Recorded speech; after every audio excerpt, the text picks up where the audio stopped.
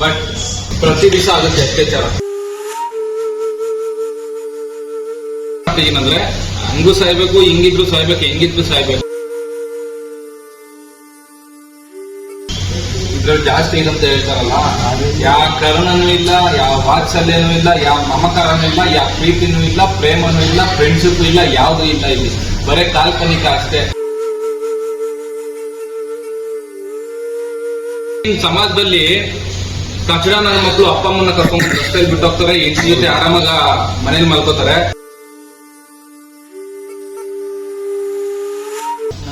ಇನ್ನೊಬ್ಬನ ಜೊತೆ ಪ್ರೀತಿ ಪ್ರೇಮ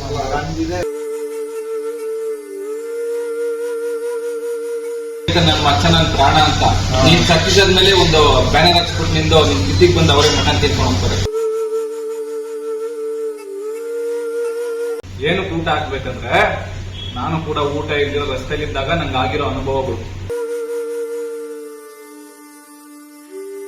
ಇವ್ರಿಗೆ ಯಾರು ಇಲ್ಲ, ಯಾರು ಸಹಾಯಕ್ಕೂ ಬರಲ್ಲ, ಸಪೋರ್ಟ್ ಮಾಡಕ್ಕೂ ಬರಲ್ಲ.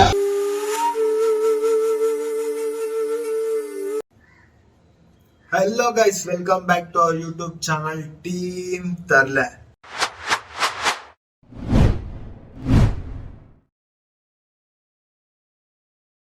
ವಿಡಿಯೋ ಏನಪ್ಪಾ ಅಂದ್ರೆ ರುದ್ರಾಶ್ರಮಕ್ಕೆ ಹೋಗಿದ್ವಿ. ರುದ್ರಾಶ್ರಮದಲ್ಲಿ ನಮ್ ಕೈಲಾದಷ್ಟು ನಾವು ಸಹಾಯ ಮಾಡಿದೀವಿ. ಸಹಾಯ ಮಾಡಿದಕ್ಕೇನೋ ಖುಷಿ. ಹಿಂಗ್ ಸಹಾಯ ಮಾಡಿದ್ರೆ ಒಂದೇ ಒಂದು ಡಿಸಪಾಯಿಂಟ್ಮೆಂಟ್ ಏನಂದ್ರೆ ಎಲ್ರು ಮಾತಾಡೋಕಾಗ್ಲೇ ಶುರು ಮಾಡಿದ್ದಾರೆ ಒಂದೇ ಒಂದು ವಿಡಿಯೋಗೆ. ಅದೇನಪ್ಪಾ ಅಂದ್ರೆ ಇವನು ಹೆಲ್ಪ್ ಮಾಡ್ತಾ ಇರೋದೆಲ್ಲ ತೋರ್ಸ್ಕೊಳ್ಳೋದಕ್ಕೆ, ವಿಡಿಯೋಗೋಸ್ಕರ ಹಂಗೆ ಹಿಂಗೆ ಅಂತ. ಹೌದು, ವಿಡಿಯೋಗೋಸ್ಕರನೇ. ಆದ್ರೆ ವಿಡಿಯೋಗೋಸ್ಕರ ಏನಕ್ಕೆ ಅಂತ ನಾನು ಹಿಂಗ ಅಂತ ಇದ್ದೀನಿ ಅಂದ್ರೆ, ಯಾರ್ಯಾರು ಎಂತೆಂತ ವಿಡಿಯೋಗಳು ಹಾಕ್ತಾರಂತೆ.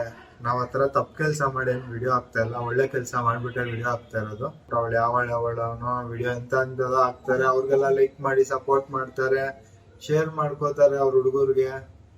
ಈ ತರ ಹೆಲ್ಪ್ ಮಾಡೋದನ್ನ ಯಾರು ಶೇರು ಮಾಡಲ್ಲ, ಲೈಕು ಮಾಡಲ್ಲ, ಅಟ್ಲೀಸ್ಟ್ ಅದನ್ನ ಚೂರು ಸಪೋರ್ಟು ಮಾಡಲ್ಲ. ಬಟ್ ನಮ್ಗೆ ಅದೆಲ್ಲ ಅವಶ್ಯಕತೆ ಇಲ್ಲ. ನಾವ್ ವಿಡಿಯೋ ಯಾರೇನೇ ಮಾತಾಡಿದ್ರು ನಾವು ನಿಲ್ಸಲ್ಲ. ನಾವು ಮಾಡೋದನ್ನ ನಾವು ಮಾಡ್ತಾನೆ ಇರ್ತೀವಿ. ಬೊಗಳೋ ನಾಯಿಗೆ ಏನ್ ಬೊಗಳ್ತಾ ಇರುತ್ತೆ, ಆಮೇಲೆ ನೋಡ್ಕೊಳ್ಳೋಣ ಅದ್ರ ಬಗ್ಗೆ. ಬಟ್ ನಮ್ದು ಇಷ್ಟೇನೆ. ನಾವು ಟೀಮ್ ತರ್ಲೆ ಅಂತ ಚಾನಲ್ ಓಪನ್ ಮಾಡಿರೋದು ಬರೀ ತರ್ಲೆ ಮಾಡ್ಬೇಕು ಅಂತಾನೆ ಅಲ್ಲ, ತರ್ಲೆನೂ ಮಾಡ್ತೀವಿ. ನಮ್ ಕೈಲಾದಷ್ಟು ಎಷ್ಟು ಜನಕ್ಕೆ ಆಗುತ್ತೋ ಅಷ್ಟು ಜನಕ್ಕೂ ಸಹಾಯನೂ ಮಾಡ್ತೀವಿ, ಆದಷ್ಟು ಹೆಲ್ಪ್ ಮಾಡ್ತೀವಿ. ಇನ್ನು ಇಷ್ಟೇ ಅಲ್ಲ, ಇನ್ನು ಮುಂದಕ್ಕೆ ಇನ್ನೂ ಬೇರೆ ಬೇರೆ ತರ ಹೆಲ್ಪಿಂಗ್ ವಿಡಿಯೋಸ್ ಎಲ್ಲ ಬರುತ್ತೆ. ನಾನು ಯಾರ ಮಾತಿಗೂ ತಲೆ ಕೆಡಿಸ್ಕೊಳ್ಳೋನು ಅಲ್ಲ, ಕೆಡಿಸ್ಕೊಳ್ಳೋದಿಲ್ಲ. ಅನ್ನೋರ್ಗೆ ಅಂದ್ರೆ 1000 ಅಂತಾರೆ. ಬಟ್ ನಾನು ಹೆಲ್ಪ್ ಮಾಡಿ ವಿಡಿಯೋ ಹಾಕ್ತಾ ಇರೋದು ಇಷ್ಟೇನೆ. ನೋಡ್ದವ್ರಿಗೂ ಒಂಚೂರು ಮನ್ಸಲ್ಲಿ ಅಟ್ಲೀಸ್ಟ್ ನಾನು ಮಾಡ್ಬೋದು ಅನ್ನೋ ಒಂದು ಮನ್ಸು ಬಂದ್ರೆ ಸಾಕು. ಅವ್ರು ಹೆಲ್ಪ್ ಮಾಡ್ಲೇಬೇಕು, ನಂತರನೇ ಮಾಡ್ಲೇಬೇಕು, ಮಾಡ್ಲಿ ಅಂತ ನಾನು ವಿಡಿಯೋಸ್ ಹಾಕ್ತಾ ಇಲ್ಲ ಯಾರಿಗೂ. ಆದ್ರೆ ಮಾಡ್ರಿ, ಬೇಜಾರೇನಿಲ್ಲ. ಬಟ್ ಆದ್ರೆ ನೋಡ್ರಿ, ನಾನು ಅವತ್ತು ಫಸ್ಟ್ ವಿಡಿಯೋದಲ್ಲಿ ಹೆಲ್ಪ್ ಮಾಡಿ ಅವತ್ತು ಅನಾಥಾಶ್ರಮಕ್ಕೆ ಊಟ ಕೊಟ್ಟೆ. ಒಂಚೂರು ಅವನ ಕೈಯಲ್ಲಿ ಆದಷ್ಟು ಅವನು ಬಂದ ಮುಂದಕ್ಕೆ, ನಂದು ಈ ತರ ಏನೋ ಇದೆ, ನಾನು ಮಾಡ್ಬೇಕು ಅನ್ಬಿಟ್ಟು ಇವತ್ತು ಅವನೇ ರುದ್ರಾಶ್ರಮಕ್ಕೆ ಸ್ಪಾನ್ಸರ್ ಮಾಡ್ದ.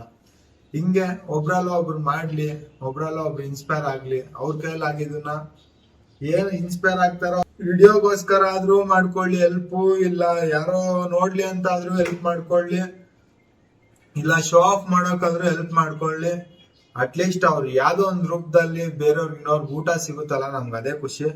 ಇವತ್ತು ನಾವು ಹೋಗ್ ಬಂದಿದ್ದು ಆಶ್ರಮದಲ್ಲಿ, ರುದ್ರಾಶ್ರಮ. ಅದು ವಯಸ್ಸಾದವರು, ಮೆಂಟಲಿ ಡಿಸಪಾಯಿಂಟೆಡ್, ಆಮೇಲೆ ಈ ಭಿಕ್ಷುಕರು, ಅನಾಥರು, ರೋಡಲ್ಲಿ ಅಪ್ಪ ಅಮ್ಮ ಇಲ್ದಿರ ಬಂದಿರೋ ಹುಡುಗರು, ಮತ್ತೆ ಮಕ್ಕಳೇ ತಂದೆ ತಾಯಿನ ಬೀದಿಗೆ ಬಿಟ್ಟು ಹೋಗ್ತಾರಲ್ಲ ಅಂತವ್ರು, ಒಳ್ಳೆ ಬದುಕಿ ಇವತ್ತು ಈ ಆಶ್ರಮದಲ್ಲಿ ಬಂದು ಜೀವನ ಸಾಗಿಸ್ತಾ ಇರೋರು.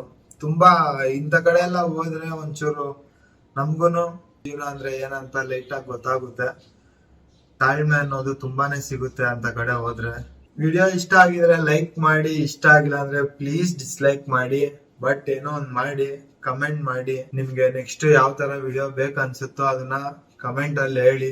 ನಮ್ಗಾದ್ರೆ ನಾವು ಮಾಡ್ತೀವಿ, ಆಗಿಲ್ಲ ಅಂದ್ರೂ ಮಾಡ್ತೀವಿ. ಏನೋ ಒಂದ್ ಮಾಡಿ ಆ ತರದ್ ಮಾಡೇ ಮಾಡ್ತೀವಿ ವಿಡಿಯೋಸು. ಏನಾದ್ರು ಟಾಸ್ಕ್ ಕೊಡ್ಬೇಕಂದ್ರೂ ಹೇಳಿ, ಟಾಸ್ಕ್ ಕಂಪ್ಲೀಟ್ ಮಾಡ್ತೀವಿ. ಹಿಂಗೆ ನಿಮ್ಗೆ ಏನ್ ಅನ್ಸುತ್ತೋ, ನಮ್ ಕೈಯಲ್ಲಿ ಏನೇನ್ ಮಾಡಿಸ್ಬೇಕು ಅನ್ಸುತ್ತೋ ಅದನ್ನೆಲ್ಲ ಕಮೆಂಟ್ ಅಲ್ಲಿ ಹೇಳಿ. ಹಂಗಂತ ಏನ್ ಸಿಕ್ಕಿರೋ ಅದನ್ನೆಲ್ಲ ಹೇಳ್ಬೇಡಿ. ಮಾಡೋ ಅಂತದನ್ನ ಹೇಳಿ, ನಾವು ಮಾಡಿ ತೋರಿಸ್ತೀವಿ. ಇನ್ನೊಂದೇನಪ್ಪಾ ಅಂದ್ರೆ ಪ್ಲೀಸ್ ಎಲ್ರು ಸಬ್ಸ್ಕ್ರೈಬ್ ಮಾಡಿ.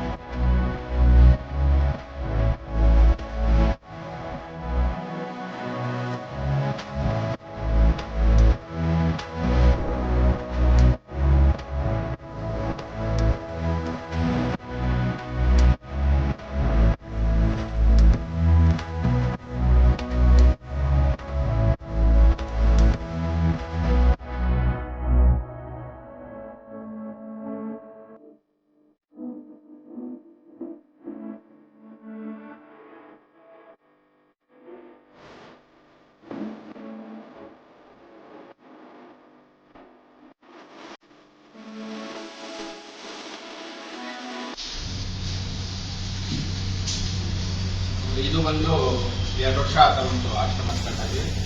ಈ ಆಶ್ರಮ ಮಾಡಿರೋದು ಇವತ್ತಲ್ಲ ನಾಳೆ ನಾವು ಸಾಯ್ಬೇಕು, ನೀವು ಸಾಯ್ಬೇಕು, ಇನ್ನಷ್ಟು ದಿವಸ ನಮ್ಮಿಂದ ಎಷ್ಟು ಜನ ರಕ್ಷಣೆ ಮಾಡೋಕ್ಕಾಗುತ್ತೋ ಅಷ್ಟು ಜನ ರಕ್ಷಣೆ ಮಾಡ್ಬೇಕಂತ ಹೇಳಿ, ಕರ್ನಾಟಕನ ಹಸಿವು ಮುಕ್ತ ಮಾಡ್ಬೇಕಂತ ಹೇಳಿ. ಇವತ್ತು ನಮ್ಮ ತಾಯಿನಾಡಲ್ಲಿ ಎಷ್ಟೋ ಸಾವಿರ ಜನ ಬರೀ ಊಟ ಇಲ್ದಿರ ಪ್ರಾಣ ಬಿಡ್ತಿದ್ದಾರೆ. ಬಟ್ ಅದು ಯಾವ್ದಕ್ಕೆ ಬೆಳ್ಕೋಕ್ ಬರ್ತಾ ಇಲ್ಲ. ನಾನು ಸುಳ್ಳು ಹೇಳೋದಾಗಿದ್ರೆ ನೀವೇ ಹೋಗಿ ನೋಡ್ಬೋದು ಎಷ್ಟು ಜನ ರಸ್ತೆಯಲ್ಲಿ ಊಟ ಇಲ್ದಿರ ಇರ್ತಾರೆ ಅಂತ ಹೇಳಿ. ಮತ್ತೆ ಇನ್ನೊಂದು ವಿಚಾರ ಏನಂದ್ರೆ, ಇವತ್ತು ಅತ್ಯಾಚಾರ ಆಗ್ತಾ ಇರೋದು ಸ್ಕೂಲಲ್ಲಿ, ಕಾಲೇಜಲ್ಲಿ ಎಲ್ಲೋ ಒಂದೊಂದು ಎರಡು ಈ ತರ ನಡ್ಕೊಂಡು ಹೋಗ್ತದೆ. ಅವಾಗ ಆಗೋದು ಅತ್ಯಾಚಾರ, ನಾವೆಲ್ಲ ಹೋಗೋದು, ಹೋರಾಟ ಮಾಡಕ್ ಹೋಗೋದು, ಅವ್ರಿಗೆ ನ್ಯಾಯ ಕೊಡಿಸ್ಬೇಕಂತ ಹೋಗೋದು. ಬಟ್ ಪ್ರತಿ ದಿವಸ ಆಗುತ್ತೆ ಅತ್ಯಾಚಾರ. ಎಲ್ಲಿ? ರಸ್ತೆಯಲ್ಲಿ ಭಿಕ್ಷೆ ಬೇಡುವಂತಹ ಅಜ್ಜಿದಿರ ಮೇಲೆ. ಇದು ಜಾಸ್ತಿನೇ ಆಗುತ್ತೆ. ಹೌದು, ಇದು ಪ್ರತಿ ದಿವಸ ನಡೆಯುತ್ತೆ. ಅವ್ರು ಯಾರು ಹೇಳ್ಕೊಳಲ್ಲ. ಹೌದು, ಅವ್ರಿಗೆ ಯಾರು ಇಲ್ಲ ಅನ್ನೋದೊಂದು. ಮುಂದಕ್ಕೆ ಬರಲ್ಲ ಕೇಸ್ಗಳು. ಎಲ್ಲ ಇದ್ದವ್ರದೇ ಏನು ಮಾಡಕ್ ಆಗ್ತಿಲ್ಲ. ಇವ್ರಿಗೆ ಯಾರು ಇಲ್ಲ, ಯಾರು ಸಹಾಯಕ್ಕೂ ಬರಲ್ಲ, ಸಪೋರ್ಟ್ ಮಾಡಕ್ಕೂ ಬರಲ್ಲ. ಸೊ ನಾನು ಇದನ್ನೆಲ್ಲ ಯಾಕೆ ಹೇಳ್ತಿದ್ದೀನಿ ಅಂದ್ರೆ, ಇವತ್ತು ಮಮತೆ, ವಾತ್ಸಲ್ಯ, ಕರುಣೆ ಅನ್ನೋದಿಲ್ಲ ಯಾರಿಗೂ ಇಲ್ಲ.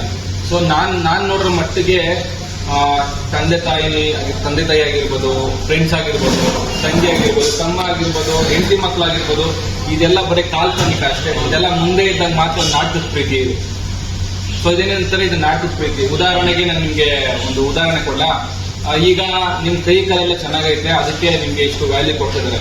ನೀವು ನಿಮ್ಗೆ ಕೈ ಕಾಲು ಯಾವ್ದಾದ್ರು ಸ್ಕ್ರಾಪ್ ಆಗಿ 3 ತಿಂಗಳು ಮಂಚ ಇಟ್ಕೊಂಡು ಕುತ್ಕೊಂಡ್ರೆ ನಿಮ್ ಮನೇಲಿ ನೀನು ಕೇರ್ ಮಾಡಲ್ಲ. ಅಯ್ಯೋ ಇವನೇನೋ ಭಾರ ಆಗೋದು ನಮ್ಗೆ ಅಂತ ಹೇಳಿ. ಮಮತೆ, ವಾತ್ಸಲ್ಯ, ಕರುಣೆ ಅನ್ನೋದು ನಮ್ಮ ಇದ್ರಲ್ಲಿ ಜಾಸ್ತಿ ಇದೆ ಅಂತ ಹೇಳ್ತಾರಲ್ಲ. ಯಾವ ಕರುಣನೂ ಇಲ್ಲ, ಯಾವ ವಾತ್ಸಲ್ಯನೂ ಇಲ್ಲ, ಯಾವ ಮಮಕಾರನೂ ಇಲ್ಲ, ಯಾವ ಪ್ರೀತಿನೂ ಇಲ್ಲ, ಪ್ರೇಮನೂ ಇಲ್ಲ, ಫ್ರೆಂಡ್ಶಿಪ್ ಇಲ್ಲ, ಯಾವ್ದು ಇಲ್ಲ ಇಲ್ಲಿ. ಬರೇ ಕಾಲ್ಪನಿಕ ಅಷ್ಟೇ.